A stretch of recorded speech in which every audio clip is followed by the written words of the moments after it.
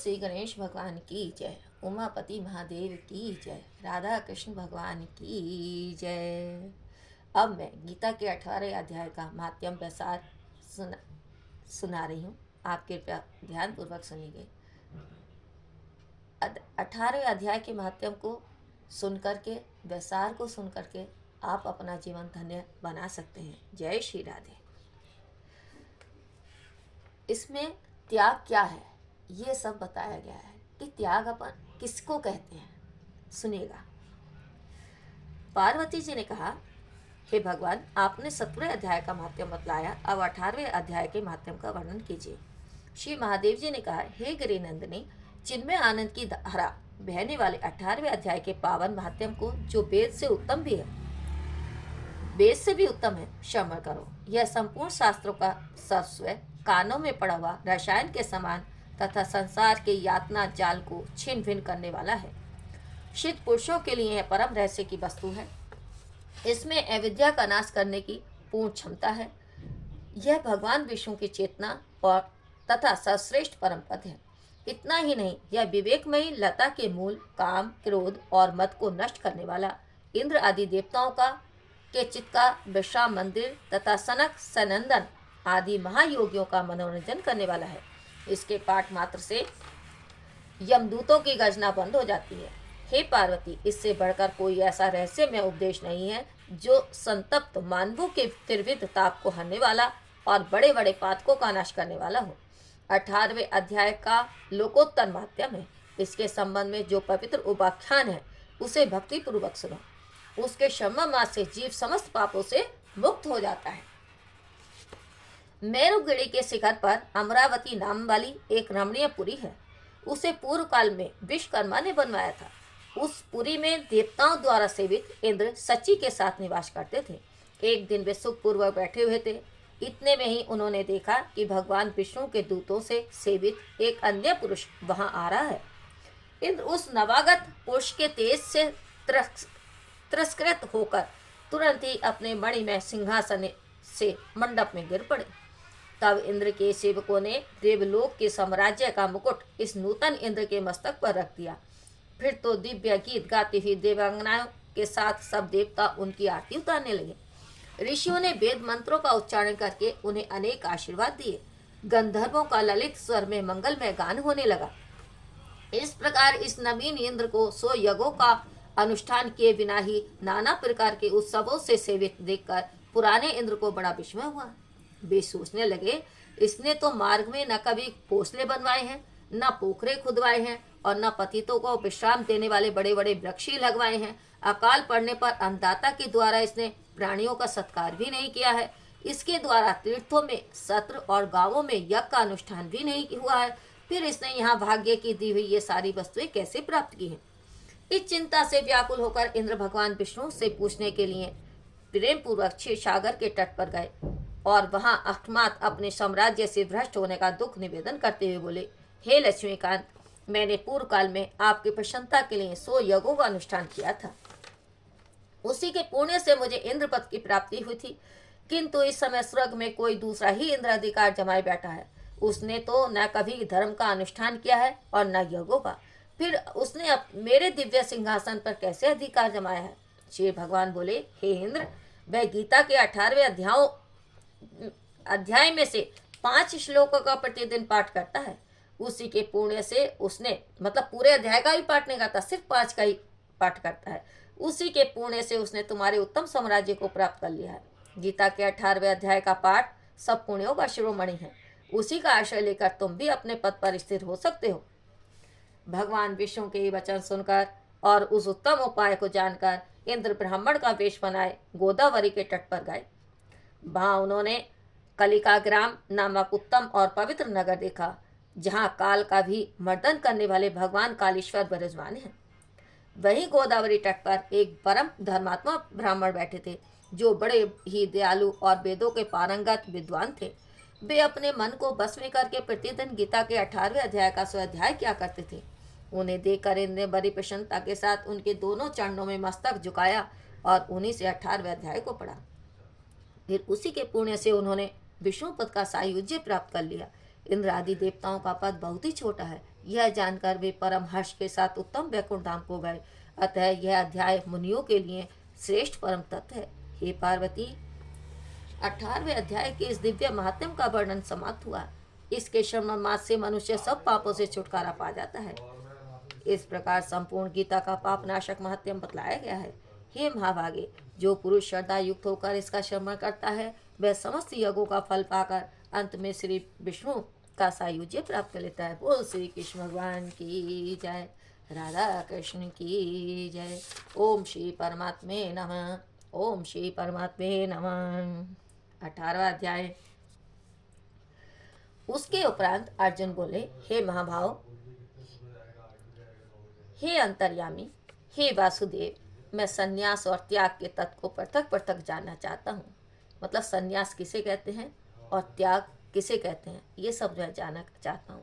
इस प्रकार अर्जुन के पूछने पर श्री कृष्ण भगवान बोले कि हे अर्जुन, कितने ही पंडित जन तो काम्य कर्मों के त्याग को संन्यास जानते हैं और कितने ही विचार कुशल पुरुष सब कर्मों के फल को त्याग कहते हैं, तथा कई एक विद्वान ऐसे कहते हैं कि कर्म सभी दोष युक्त हैं इसलिए त्यागने के योग्य हैं, और दूसरे विद्वान ऐसे कहते हैं कि यज्ञ, दान और तप रूप कर्म त्यागने योग्य नहीं है। परंतु हे अर्जुन, उस त्याग के विषय में तू मेरे निश्चय को सुन।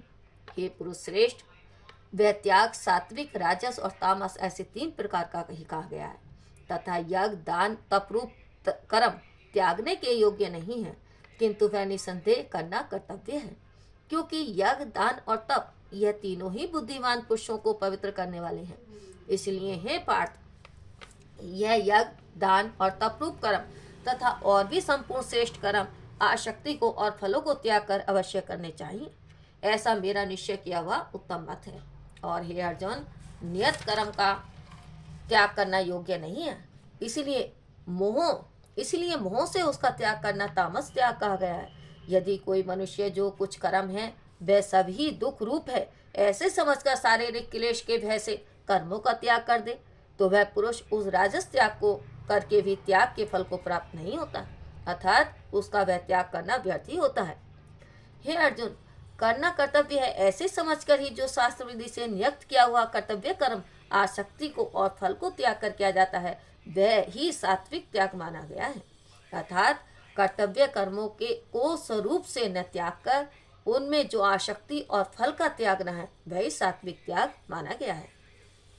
हे अर्जुन, जो पुरुष अकल्याणकारक कर्म से तो द्वेष नहीं करता और कल्याणकारक कर्म से आसक्त नहीं होता है वह शुद्ध सप्त गुण से युक्त हुआ पुरुष संचय रहित, ज्ञानवान और त्यागी है, क्योंकि देहधारी पुरुष के द्वारा संपूर्णता से सब कर्म त्यागे जाने को शक्य नहीं है। इससे जो पुरुष कर्मों के फल का त्यागी है वही त्यागी है ऐसा कहा जाता है। सहकामी पुरुषों के कर्म का ही अच्छा, बुरा और मिला हुआ ऐसे 3 प्रकार का फल मरने के पश्चात भी होता है, और त्यागी पुरुषों के कर्मों का फल किसी काल में भी नहीं होता, क्योंकि उनके द्वारा होने वाले कर्म वास्तव में वे कर्म है ही नहीं, कर्म ही नहीं है। हे महाभाव, संपूर्ण कर्मों की सिद्धि के लिए अर्थात संपूर्ण कर्मों के सिद्ध होने से यह 5 हेतु सांख्य सिद्धांत कहे गए हैं, उनको तू मेरे से भली प्रकार जान। हे अर्जुन, इस विषय में आधार और कर्ता और न्यारे न्यारे कारण और नाना प्रकार की न्यारी न्यारी चेष्टा एवं वैसे ही भी 5वां हेतु देव कहा गया है, क्योंकि मनुष्य मन, वाणी और शरीर से शास्त्र के अनुसार अथवा विपरीत भी जो कुछ कर्म आरंभ करता है उसके यह 5 ही कारण हैं। परंतु ऐसा होने पर भी जो पुरुष अशुद्ध बुद्धि होने के कारण उस विषय में केवल शुद्ध स्वरूप आत्मा को करता देखता है वह मलिन बुद्धि वाला अज्ञानी यथार्थ नहीं देखता। हे अर्जुन, जिस पुरुष के अंतःकरण में मैं करता हूँ ऐसा भाव नहीं है तथा जिसकी बुद्धि संसारिक पदार्थों में और संपूर्ण कर्मों में लिपायमान नहीं होती है वह पुरुष इन सब लोकों में को मार कर भी वास्तव में न तो मरता है और न पाप से बनता है। हे भरत, ज्ञाता, ज्ञान और ज्ञेय ये तीनों तो कर्म के प्रेरक हैं, अर्थात इन तीनों के संयोग से तो कर्म में प्रवृत्त होने की इच्छा उत्पन्न होती है, और कर्ता, करण और क्रिया यह तीनों कर्म के संग्रह हैं, अर्थात इन तीनों के सहयोग से कर्म बनता है। उन सब में ज्ञान और कर्म तथा कर्ता भी गुणों के भेद से सांख्य शास्त्र में 3-3 प्रकार से कहे गए हैं। उनको भी तू मेरे से भली प्रकार सुन। हे अर्जुन, जिस ज्ञान से मनुष्य पृथक पृथक सब भूतों में एक अविनाशी परमात्म भाव को विभाग रहित संभाव से स्थित देखता है, उस ज्ञान को तू सात्विक जान। और जो ज्ञान अर्थात जिस ज्ञान के द्वारा मनुष्य संपूर्ण भूतों में भिन्न भिन्न प्रकार के अनेक भावों को न्यारा न्यारा करके जानता है, उस ज्ञान को तू राजस जान। और जो ज्ञान एक कार्य रूप शरीर में ही संपूर्णता के सदृश आसक्त है, अर्थात जिस विपरीत ज्ञान के द्वारा मनुष्य एक क्षण भंगुर नाशवान शरीर को ही आत्मा मानकर उसमें सरस्वे की भांति आसक्त रहता है, और जो बिना युक्ति वाला तत्व अर्थ से रहित और तुच्छ है, वह ज्ञान तामस कहा गया है। हे अर्जुन, जो कर्म शास्त्र विधि से नियत किया हुआ और कर्तापन के अभिमान से रहित फल को न चाहने वाला पुरुष द्वारा बिना राग द्वेष से किया हुआ है, वह कर्म सात्विक कहा जाता है। और जो कर्म बहुत परिश्रम से युक्त है और फल को चाहने वाले और अहंकार युक्त पुरुष द्वारा किया जाता है, वह कर्म राजस कहा जा गया है। तथा जो कर्म परिणाम, हानि, हिंसा और सामर्थ्य को न विचार कर केवल अज्ञान से आरंभ किया जाता है, वह कर्म तामस कहा जाता है। हे अर्जुन, जो कर्ता आसक्ति से रहित और अहंकार के वचन न बोलने वाला, धैर्य और उत्साह से युक्त, कार्य के सिद्ध होने और न होने में हर्ष शोक आदि विकारों से रहित है, वह कर्ता तो सात्विक कहा जाता है। और जो आसक्ति से युक्त कर्मों के फल को चाहने वाला और लोभी है तथा दूसरों को कष्ट देने के स्वभाव वाला, अशुद्धाचारी और हर्ष शोक से लिपायमान है, वह कर्ता राजस कहा गया है। जो विक्षेप युक्त चित्त वाला, शिक्षा से रहित, घमंडी, धूर्त और दूसरे की आजीविका का नाशक एवं शोक करने के स्वभाव वाला, आलसी और दीनसूत्री है, वह कर्ता तामस कहा जाता है। हे अर्जुन, तो बुद्धि का और धारण शक्ति का भी गुणों के कारण 3 प्रकार का भेद संपूर्णता से विभाग पूर्वक मेरे से कहा हुआ सुन।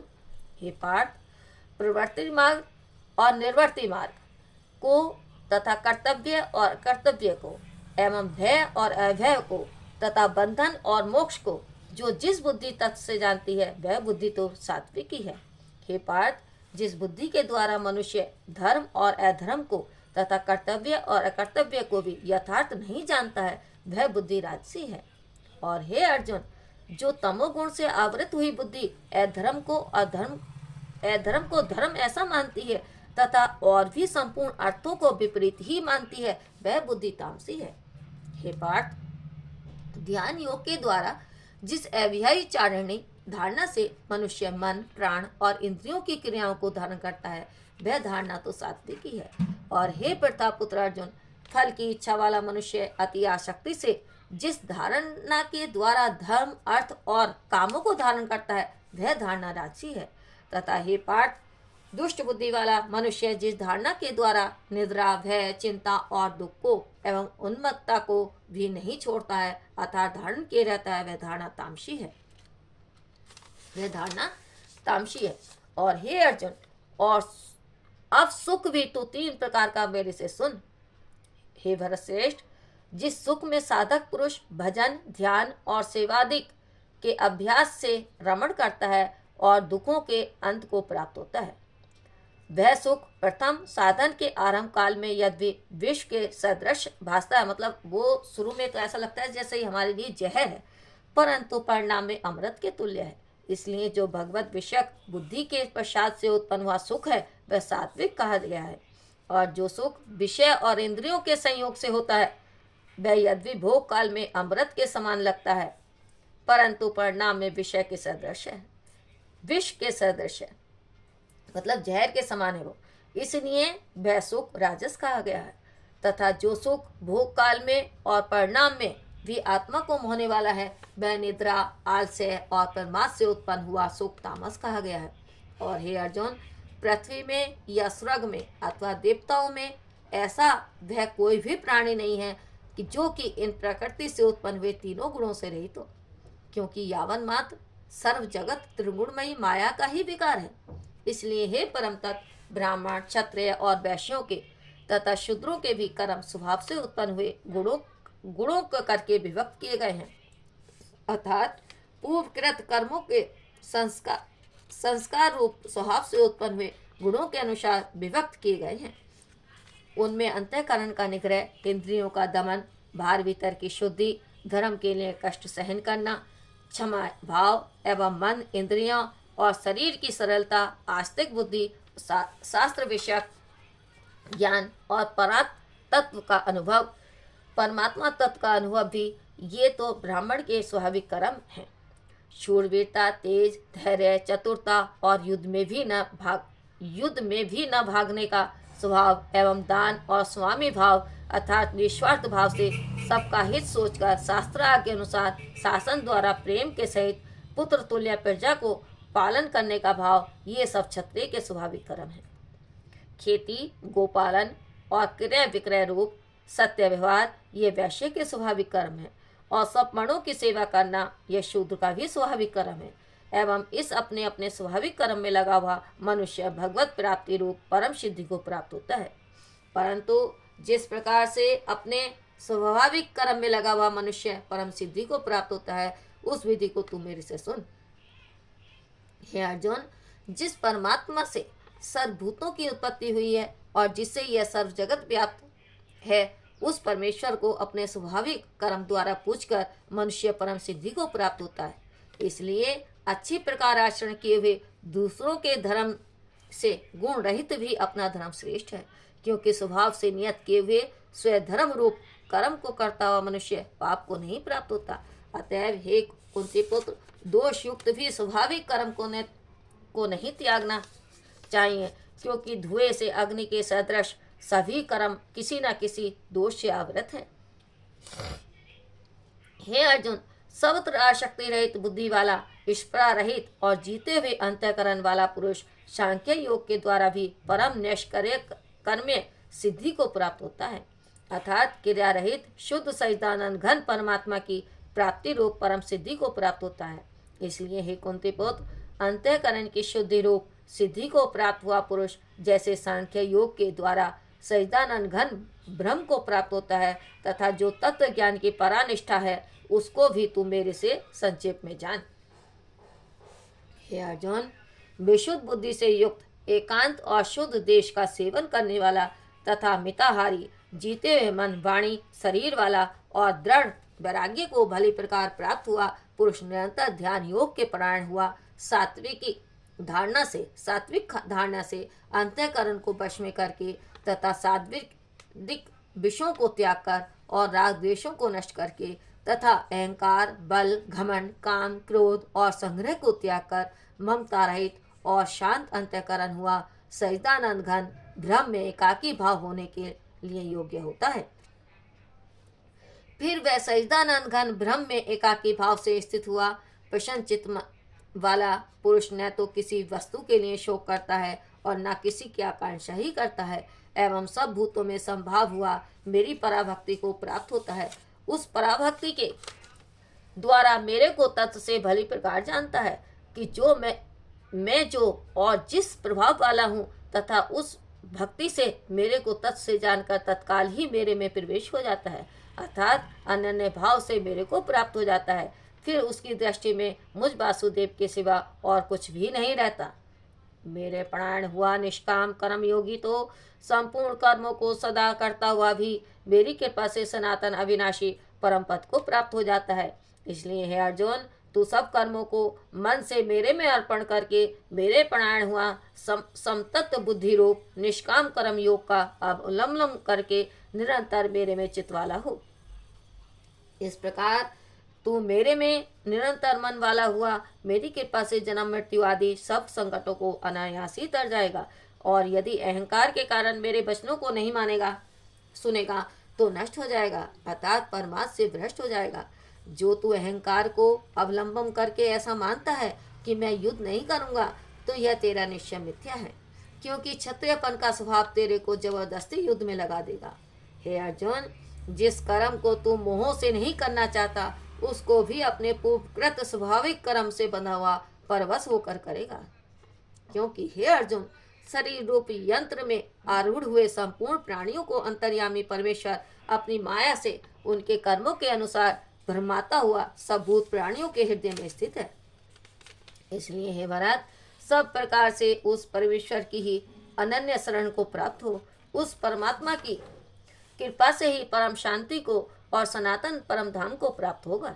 इस प्रकार यह गोपनीय से भी अति गोपनीय ज्ञान मैंने तेरे लिए कहा है। इस रहस्य युक्त ज्ञान को संपूर्णता से अच्छे प्रकार विचार के फिर तू जैसा चाहता है वैसे ही कर, अर्थात जैसी तेरी इच्छा हो वैसे ही कर। इतना कहने पर भी अर्जुन का कोई उत्तर नहीं मिलने के कारण श्री कृष्ण भगवान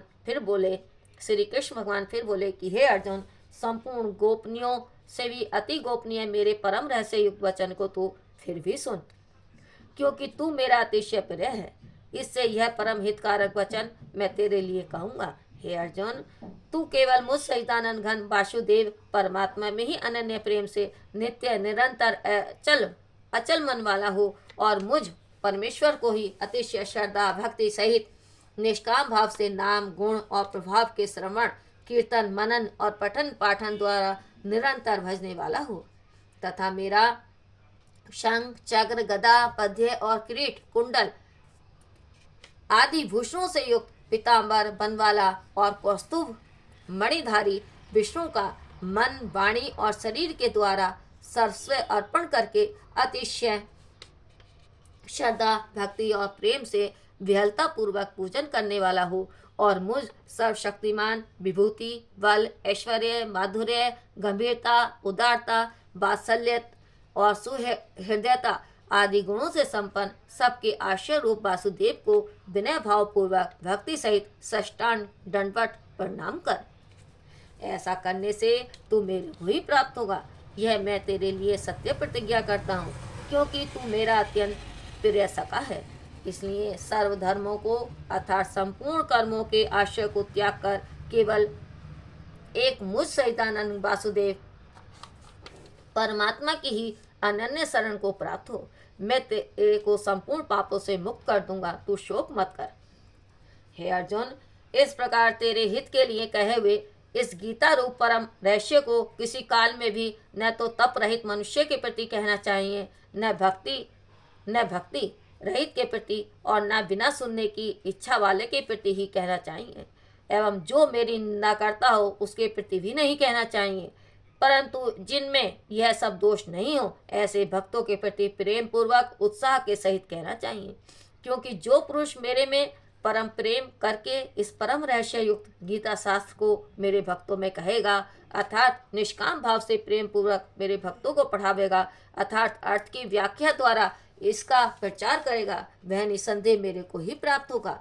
और न तो उससे बढ़कर मेरा अतिशय प्रिय कार्य करने वाला मनुष्यों में कोई है और न उससे बढ़कर मेरा अत्यंत प्यारा पृथ्वी में दूसरा कोई होगा।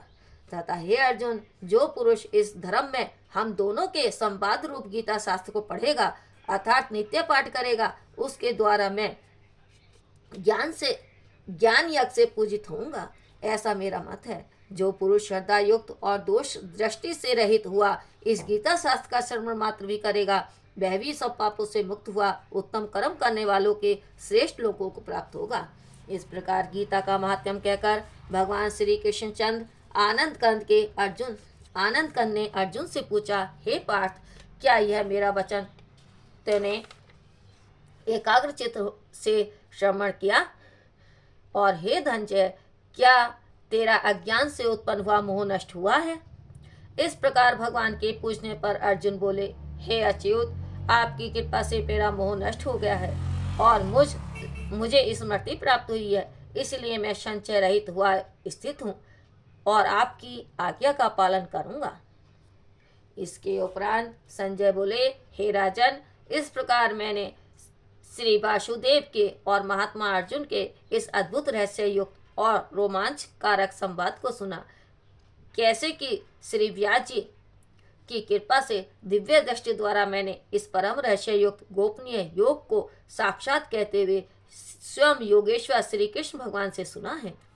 इसलिए हे राजन, श्री कृष्ण भगवान और अर्जुन के इस रहस्य युक्त कल्याणकारक और अद्भुत संवाद को पुनः पुनः स्मरण करके मैं बारंबार हर्षित होता हूँ। तथा हे राजन, श्री हरि के उस अति अद्भुत रूप को भी पुनः पुनः स्मरण करके मेरे चित्त में महान आश्चर्य होता है और मैं बारंबार हर्षित होता हूँ।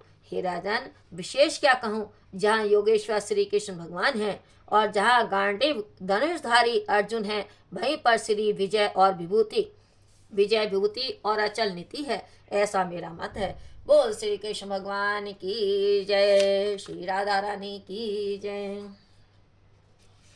जय भगवत गीते, जय भगवत गीते, हरि कमल बिहारिणी सुंदर सुपुनीत। जय भगवत गीते, कम सुमन प्रकाशिनी कामा शक्ति हरा, तत् ज्ञान विकाशिनी विद्या ब्रह्म परा। जय भगवत गीते, निश्चल भक्ति विधायिनी निर्मल मलहारी, शरण रैष प्रदायिनी है, शरण रैष प्रदायिनी, सब विधि सुखकारी।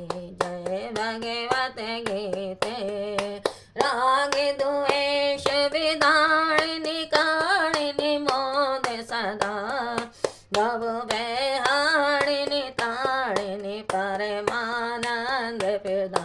जय भगवत गीते, जय भगवत गीते, असुर भाव विनाशिनी नाशिनी तव रजनी, देवी सद्गुणदायिनी हरि रसिका सजनी। जय भगवत गीते, समता त्याग सिखाविनी हरि मुखी वाणी, सकल शास्त्र की स्वामिनी, सकल शास्त्र की स्वामिनी, श्रुतियों की रानी। जय भगवत गीते, दया सुधा बरसाविनी मातु कृपा की जय, हरि पद प्रेम दान कर, हरि पद प्रेम दान कर, अपनों कर ले। जय जय भगवत गीते, जय भगवत गीते, जय भगवत गीते, हरि कमल बिहारिणी सुंदर सुपुनीत। जय भगवत गीते। बोल भगवगीता मैया की जय। ओम गंगणपते नमः, ओम गंगणपते नमः। कपूर गौरम कर्णावतारम, संसार सारम भुजेन्द्रहारम, सदा वसंतं हृदयारविन्दे, भवं भवानी सहितं नमामि। मंदारमाला कुलितालिकाय, कपालमाला शशिशेखराय, दिगंबराय च दिगंबराय, नमः शिवाय च नमः शिवाय। श्री हरि की जय।